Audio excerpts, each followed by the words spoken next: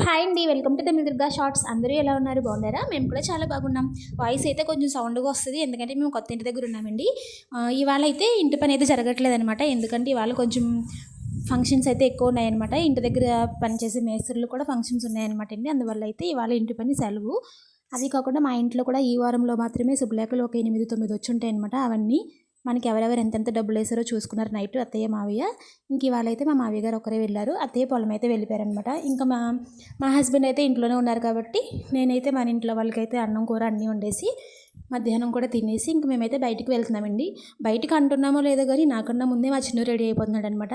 బండి ఎక్కేసి bye bye bye bye అంటూ నేర్చుకోవడం ఒకటి, అనడం ఒకటి వచ్చేసింది. నాకన్నా ముందే వాడు కూర్చుంటున్నాడు, నన్ను రావద్దంటున్నాడు, వాడు వెళ్ళిపోతాడంట.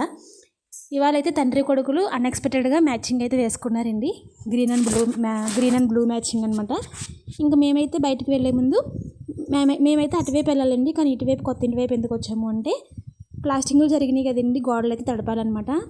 ఒక రోజుకి 3 or 4 టైమ్స్ తడపాలన్నమాట. అందువల్ల ఇక్కడికి వచ్చి అయితే హస్బెండ్ గోడలు అవి తడుపుతున్నారు. ఇంకా అయిన తర్వాత అయితే బయలుదేరుతాం. సబ్స్క్రైబ్.